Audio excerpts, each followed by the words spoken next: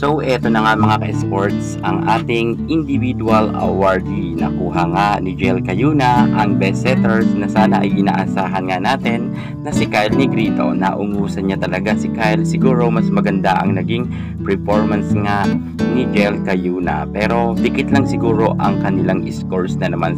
Actually silang dalawa lang naman talaga palagi dito ang naglalaban dahil sa All Filipino Conference si Kyle Negrito, ngayon naman si Cayuna. Congratulations kay Cayuna. At pagdating naman sa Best Outside Spikers, ni-receive lang to ni Mitch Morente, pero si Brock Van Sickle ang ating Best Outside Spikers. Kitang-kita nyo naman na kuwelang-kuwela talaga itong si Mitch Morente. Ang cute niya talaga. At ang isa pang Best Outside Spikers nakuha naman ni Gretchen Soltones. Kita naman natin na sobrang happy naman ni Gretchen Soltones kahit hindi sila nag-champion, at least nanalo siyang Best Outside Spikers.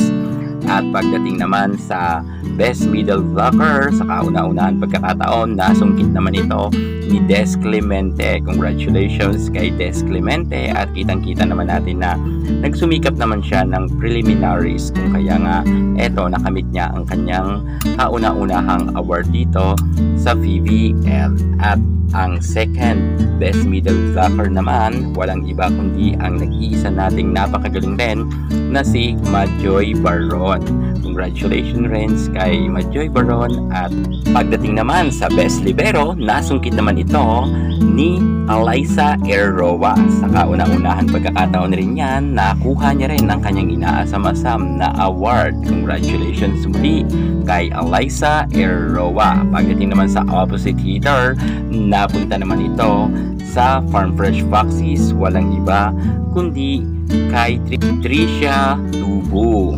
At eto naman mga ka-sports, may pa-rookie of the year na pa rin pala sila pagdating dito sa pro, at nakuha naman yan ni Shaira Ancheta. Yan rin ang kanyang nakuhang awards sa ngayon. Grabe, marami talaga mga pasabog sila ngayon na dati wala naman mga ganyang eksena. At eto naman, ang best import ay nakuha nga ni MJ Perez.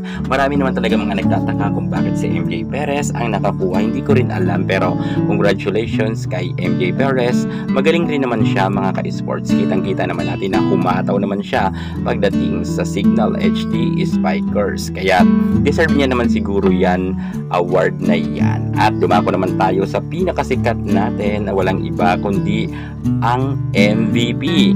Siyempre, walang iba na yan from Creamline Cool Smashers, ang atin ngang napakagaling na si Bernadette Fons. Yan, naka-receive nga siya ng 50,000. Grabe rin.